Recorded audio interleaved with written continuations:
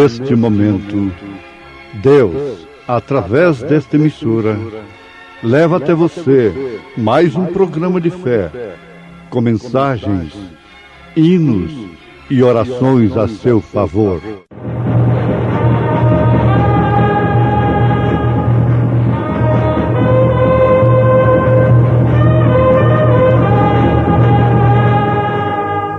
Fé para vencer.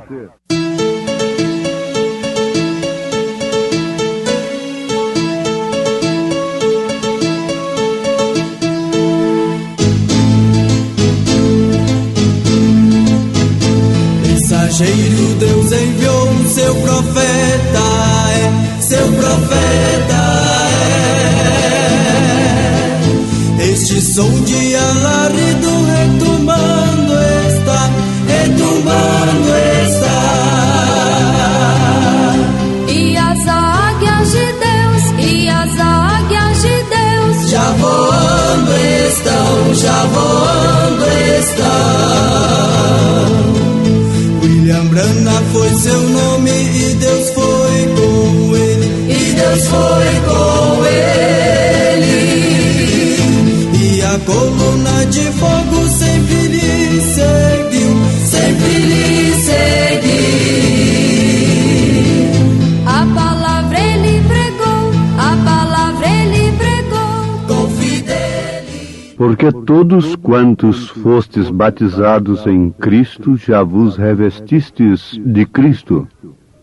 Nisto não há judeu, nem grego, não há servo nem livre, não há macho nem fêmea, porque todos vós sois um em Cristo Jesus. Paz no vale.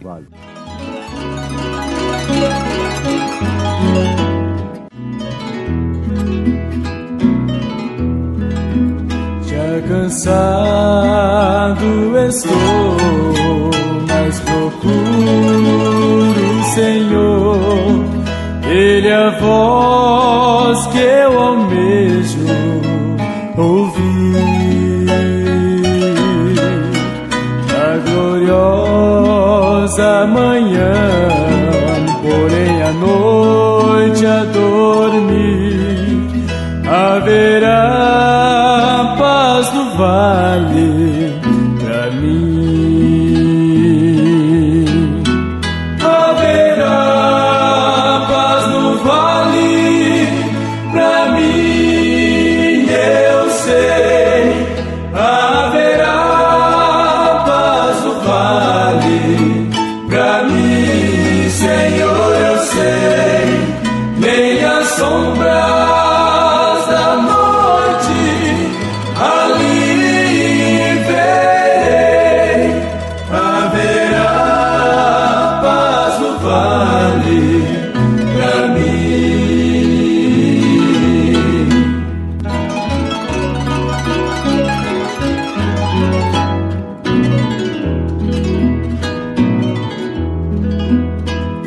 o sol surgir no horizonte, além de mostrar todo o vale em flor.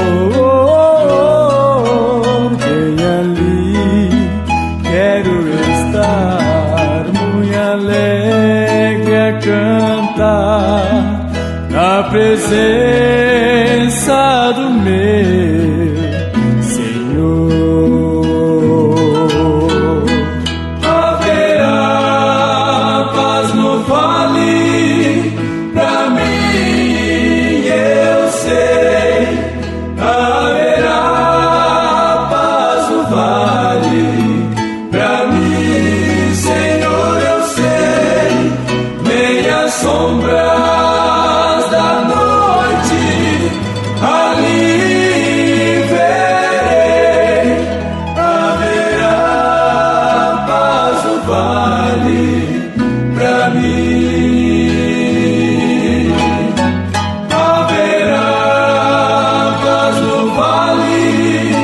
pra mim.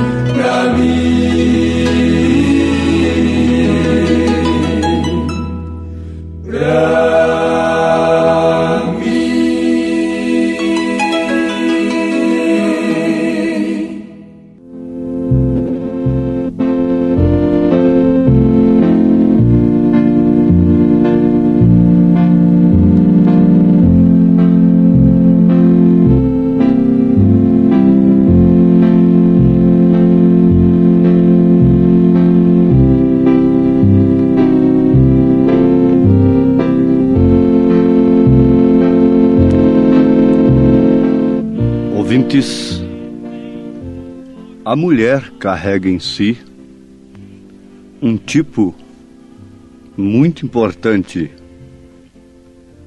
Isto é, ela expressa, ela é um tipo da igreja. Nós temos repetido isto aqui várias vezes. E bom é que conheçamos estas coisas. Paulo, escrevendo aos Filipenses, disse que não se cansava de escrever-lhes as mesmas coisas, porque era segurança para eles. Ele disse, porque é segurança para vós. Então, a mulher representa a igreja. Como nós temos a mulher decente, a dama verdadeira, e a mulher indecente e imoral, então nós temos também duas igrejas, dois tipos de igreja. A Bíblia chama uma de esposa do Cordeiro, a senhora eleita, segundo as palavras de São João.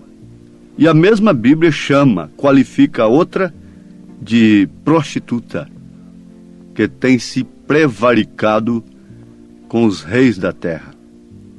Apocalipse 17. Nós estamos analisando sobre Agar, Sara e Maria.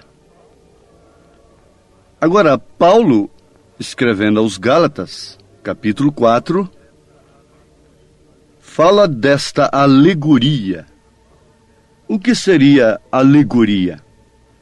Alegoria é a exposição de um pensamento sob forma figurada, simbolismo concreto que abrange o conjunto de uma narrativa ou de um quadro.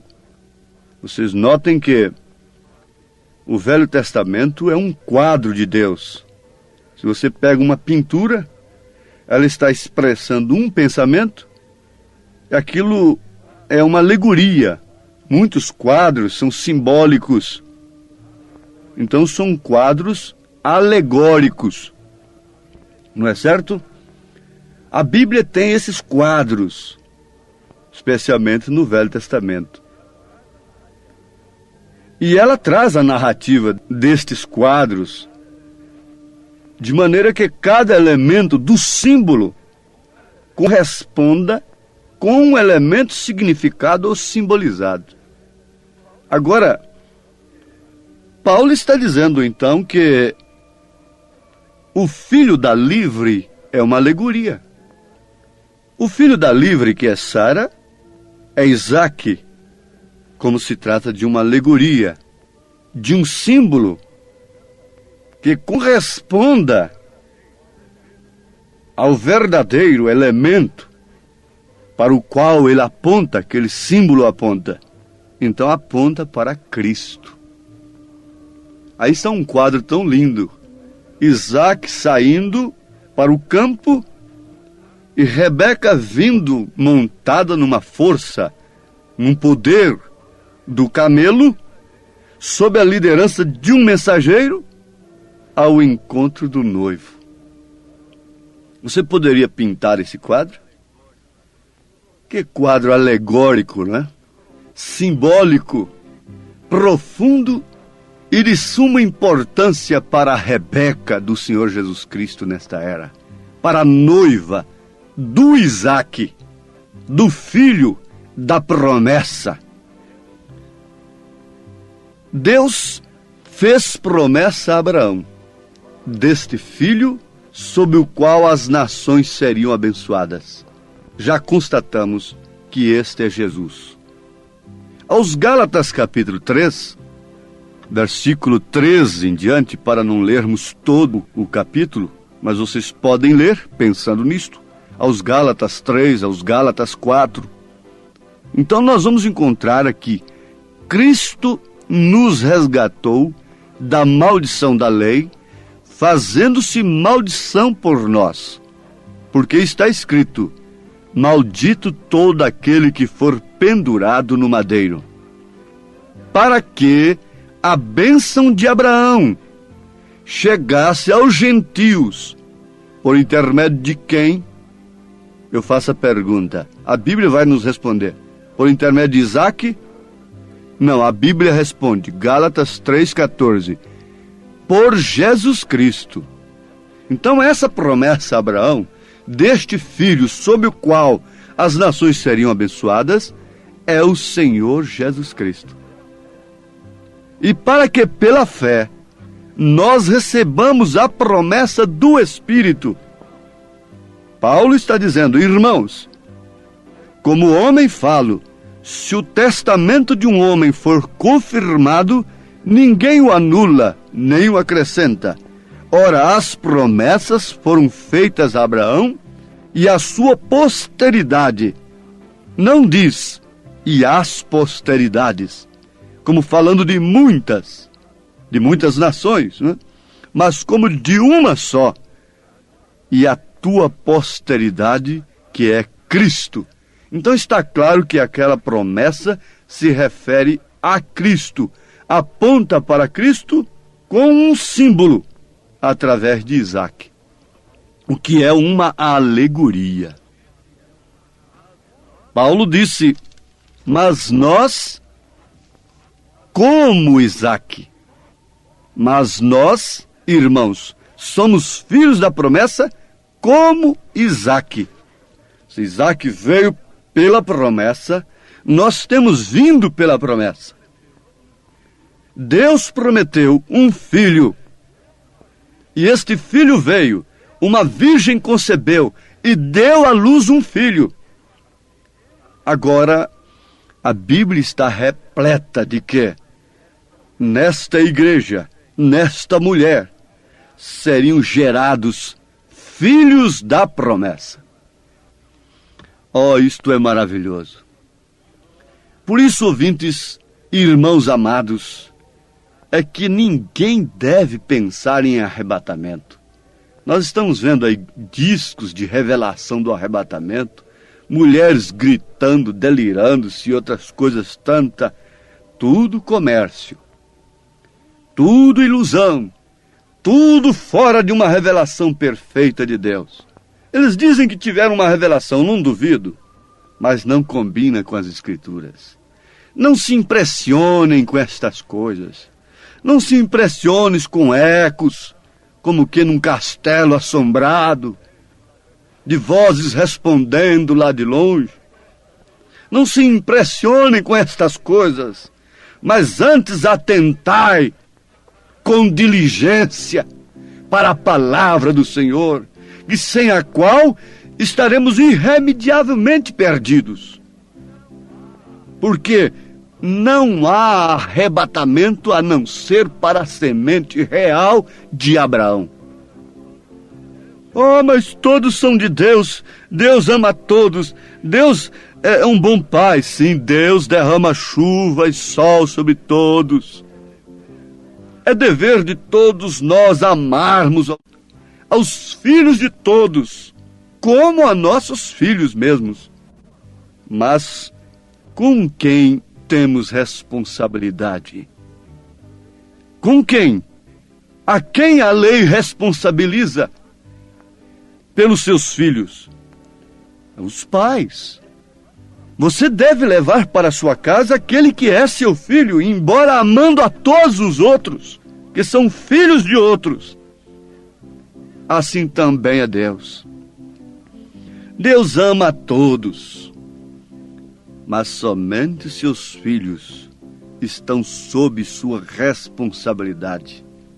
A chuva temporã é aquela que vem antes de tempo. A chuva serôdia é aquela que vem depois do tempo, fora de tempo. Após o tempo, uma antes e outra depois. Agora eu pergunto, estas chuvas são endereçadas a quem? Estas chuvas regam o quê? E caem sobre quem? Quando ele regou, no seu devido tempo, da promessa, aquela terra seca, aqueles valados, aquelas montanhas que tinham sido aplainadas por São João Batista, na verdade ele estendeu os seus braços, se pôs de pé diante da multidão, sem endereçar a privilegiados, sem nenhuma acepção, e gritou dizendo: quem tem sede, venha a mim e beba. Aquilo foi extensivo a todos. Mas eu pergunto, Caifás tinha sede? Anás tinha sede? Os líderes religiosos tinham sede de beberem daquela água que estava ali, daquela chuva que estava caindo ali? Não! Ela, na verdade, floresceu, reverdeceu varas secas como Maria Madalena, como ladrões, salteadores, para darem frutos do Espírito Santo,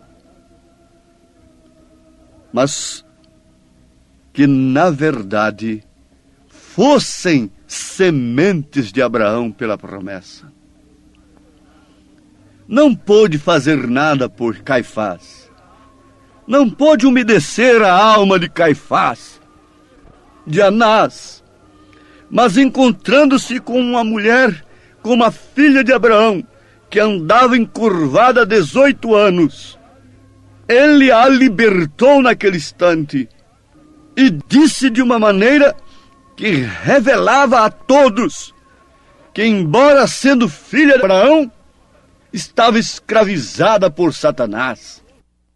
E aqui nós chegamos a um ponto muito importante da nossa meditação.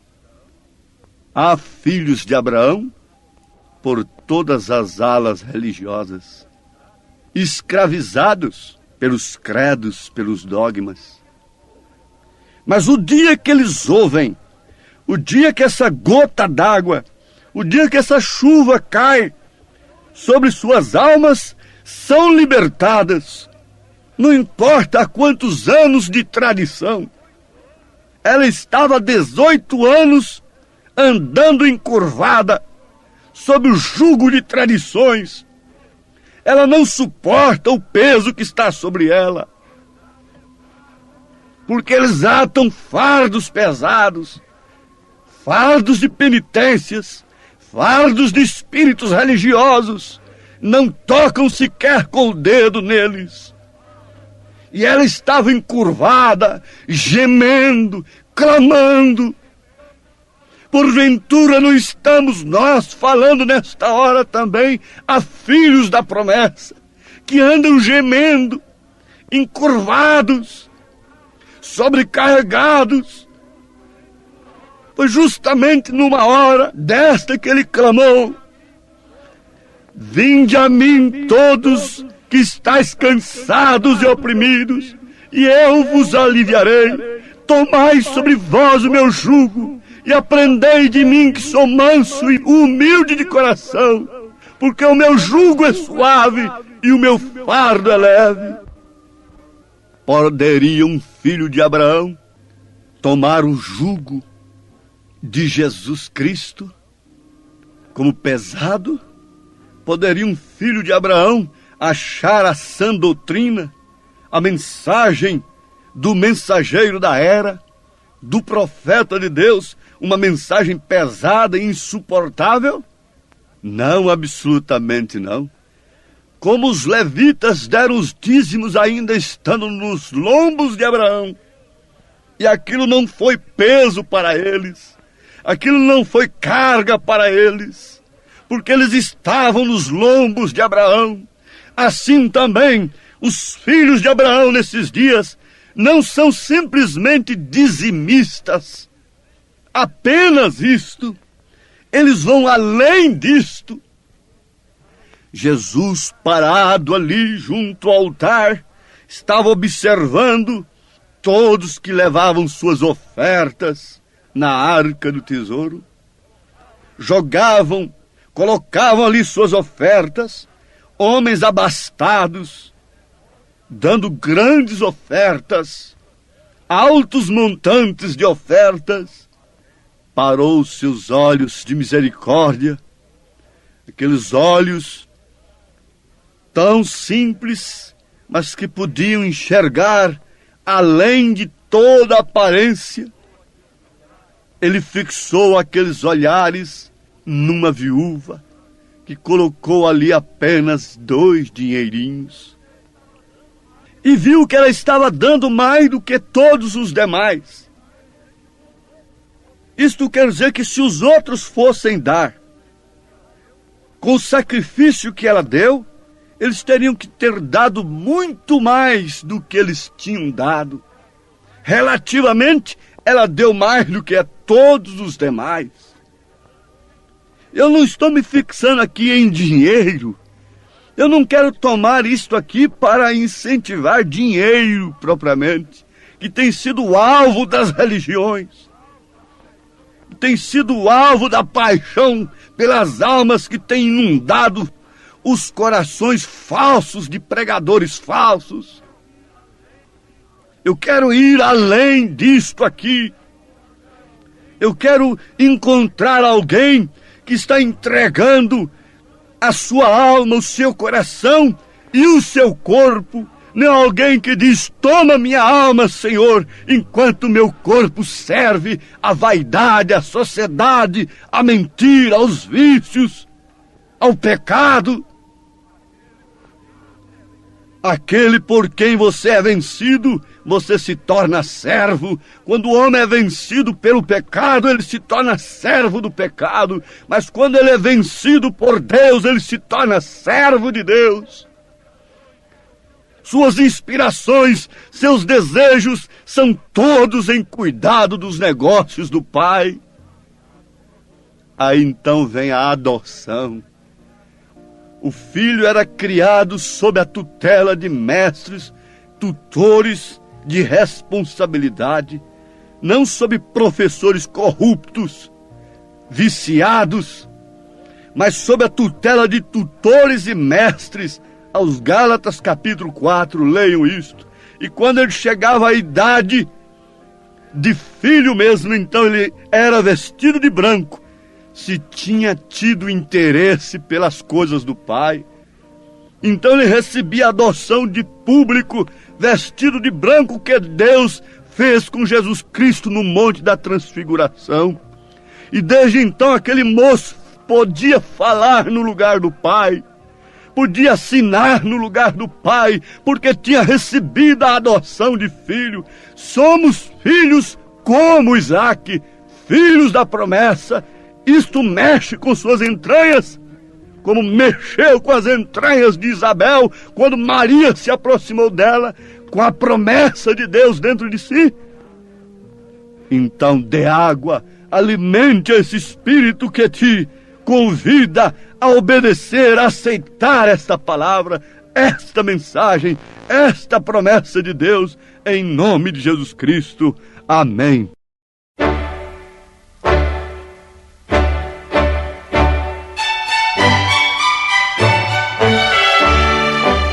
Ouvintes, escreva-nos pela caixa postal de número 15.020, 15020, CEP 74.501-970, Goiânia, Goiás. O nosso endereço na internet é www.apalavraoriginal.org.br. Volte a nos ouvir amanhã novamente, neste mesmo horário, nesta emissora, se o Senhor nos permitir, com fé no Filho de Deus, a fé que vence o mundo.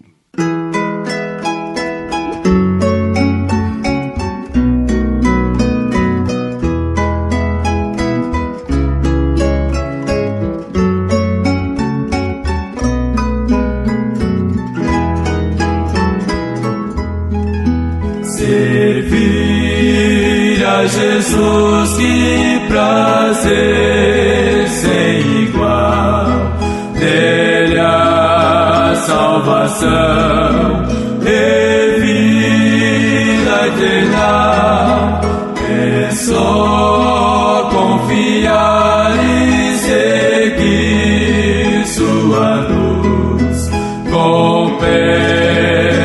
servir a Jesus. Compensa servir a Jesus mais e mais. Compensa, pois bênçãos produz. Seja a senda da glória difícil demais. É prazer sim servir a Jesus.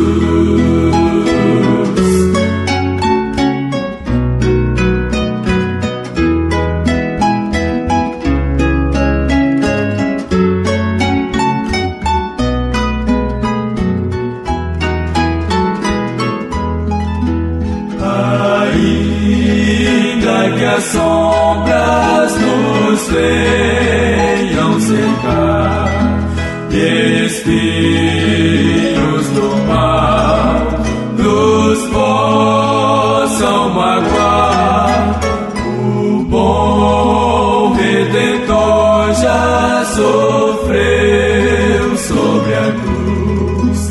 Compensa servir a Jesus.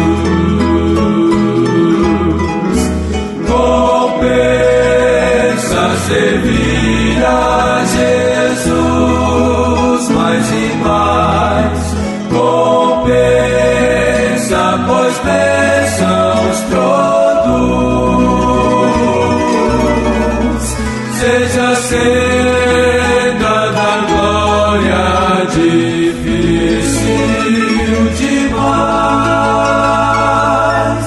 É prazer sim servir a Jesus.